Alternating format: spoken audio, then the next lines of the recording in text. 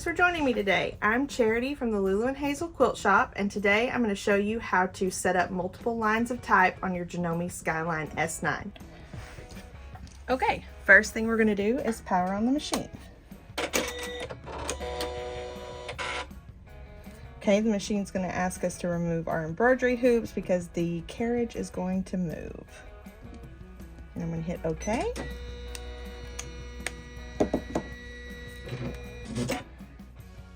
Okie dokie. From here, we're going to make sure we are in embroidery mode, which is to switch between embroidery mode and regular sewing mode is always the two sewing machines button. And it's going to ask us before we switch to make sure we have the proper presser foot attached, which we do, and to keep our hands clear because the carriage will move again. So we're going to hit OK.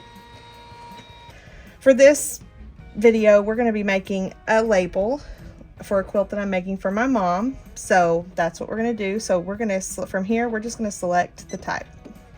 So from here we have several options. So this first option is we're going to select our font.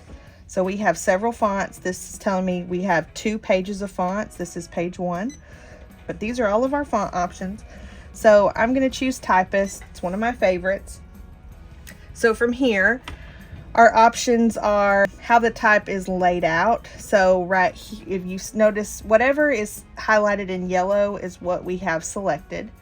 So right now, A-B reading from left to right, laid out horizontally, that is what's selected. So that means this is going to set this up just as you'd read it in a book, reading it from left and right, the letters laid out horizontally.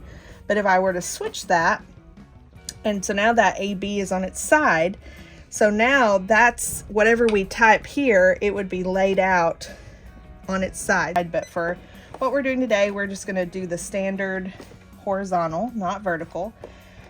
And then the next selection is small, medium, or large. So right now medium is selected. If I just select there once, it's going to switch to small, then it'll switch to large, medium. I think for what we want to do today, I'm going to do small. And then this is your uppercase and lowercase. So you notice that the uppercase A is highlighted yellow. If I selected it again, the lowercase a would be highlighted yellow. We're going to leave it in uppercase for right now. This is the trash can symbol would be if I mistyped something and I wanted to delete it. The file folder with an arrow going into the file folder is always save. So if you see over here the file folder with the arrow coming out of the file folder, that's always open to open something you'd previously saved. But anytime you see a file folder with an arrow that goes into the file folder, that is always a save function. So if you type something out and you know I'm going to want to embroider from Grandma or from Grandma 1,000 times, then I can just type it out in the font and size I want and I can save it and I can just always open that back up. So for today, like I said, we're going to be doing a label. So I'm going to just type to Mom and I'm going to hit OK.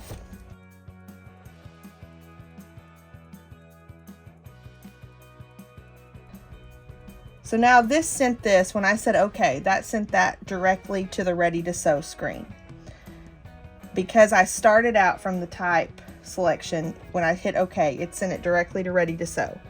But I want to add more than just to Mom. So now to edit it, I'm going to show you the proper way to edit it first, what you should do, and then we'll go back and say what you shouldn't do, what not to do. So now to edit this, see, we're on our Ready to Sew screen here. There's no grid visible anywhere on our screen. This literally means if I were to hit start, if I were to hit the start stop button right now, if I were to hit that start stop button right now, it would embroider. Of course, we don't have anything hooked up. But I want to add more lines of type. So to add another line, I'm going to go back to my home and I'm going to select my edit screen, my grid. I'm not going to select type again. I'm going to select edit screen because remember, we already have a design loaded here that we want to edit. We're not wanting to start a new design. So I'm going to hit home and edit. So now there's our to Mom that we just typed. So from here, I have several options. I can select my hoop size, which I'm going to actually hoop up to this larger hoop just because I want to give myself plenty of space. So for today, I'm looking for this option right here, the heart and the crosshairs, and that's going to every time put my design right in the center. Anytime you see that heart in the crosshairs, it's going to put whatever selected right in the center. So I want to do that to Mom right in the center. So now I want to add a second line of type to this. Now, because we're in our edit screen, because we can see a visible grid, because we are no longer in the ready to sew screen, we came to the edit screen and we are editing. Now we can hit the house and hit the type function. So then I make sure I've still got my same font selected, typist. All my settings are still the same, and I'm going to type from Charity. Whoops, I made a typo, so let's delete that. Charity. We've got from Charity typed, and so we're going to hit OK. So now we've got a second line of type, but it's put it right back in the center of the hoop. Now you can change where everything is with these buttons. I can move things around with these buttons, or I can move them. I can literally, it's a touch screen. I can drag it with my finger. I can put it anywhere I want. But it's very difficult to get things truly lined up, center or square or whatever you want to say when you're moving it like this. So I like that the machine, every time I type something new, puts it right in the very center of our editing plane, because then I know now that it's centered left to right. So now all I have to do is nudge it down. If I don't touch either one of those side arrows, it's not going to change it from being horizontally centered, vertically centered. I never know if I say that right, but anyway, it's centered left to right. So now I can just put it where I like it, how it looks. To Mom from Charity. And now we're going to add the year. So now again, we're at the edit screen, and we're editing. We're on the edit screen. So because we're on the edit screen, we can hit the house and select type, and we can note. So this tells me there's 1 of 5 pages on here, so there's more things that I can navigate through. We saw that a while ago. So I wanted to find the numbers, which are on page 2, and I can just hit 2024 and hit OK. And then again from here, I can go down. To Mom from Charity 2024. Now that I have all of that in there and I see I've bumped everything down, if I navigate through these arrows to this 3 little hearts in the square with the cursor, if I select that option, and now I select here with all 3 hearts with the square around them, that has now selected everything on my screen. And you can see now that I've selected everything on the screen. I have less options down here, but the one I want, the cart with the crosshairs, I can select that, and now this centers the whole design vertically and horizontally. So now I can deselect everything. So now I have a great label. It's very simple. To Mom from Charity 2024, and that's good enough for me. Multiple lines of type, so I'm going to hit OK. So now it's going to tell me to keep hands clear. My hoop is going to move into position. Make sure that I have the right hoop installed and hooped up, RE20A, so we're going to hit OK. So now we're on the ready to sew screen. So we're ready to sew. We've done it. We have set up 3 lines of type on the Janome Skyline S9, and we can just hit start, and we have done it the proper way to set up multiple lines of type. But wait a second, I just got here to Mom from Charity 2024. I'm about to hit start, and I just realized that this isn't very personal. You know, it's her name, it's my name, it's the year, but I want to add something a little extra to this label. I'm going to add I love you. So here I'm going to show you what not to do when we want to edit something. So before I hit start, I've caught it in time. I'm going to edit it. I want to add more type. So if I just hit the house and go straight to type from my ready to sew screen and say I love you, and hit OK, whoops, don't hit the trash can, and hit OK. Oh no, what happened? My whole design is gone. All I have is I love you. Well, that is because we were on our ready to sew screen. We didn't go to our edit screen first. We went directly to type. We went directly to type where we should have went to our edit screen first. That was our mistake. So now we have to start all over again. And this, I say this because this is the mistake I hear 9 times out of 10. This is the first mistake anybody makes when setting up multiple lines of type. You get to this point, you're ready to, you get your type put in, it sends you first right out of the sack to the ready to sew screen, and now you want to add a second layer. So your brain might think, let's just add more type.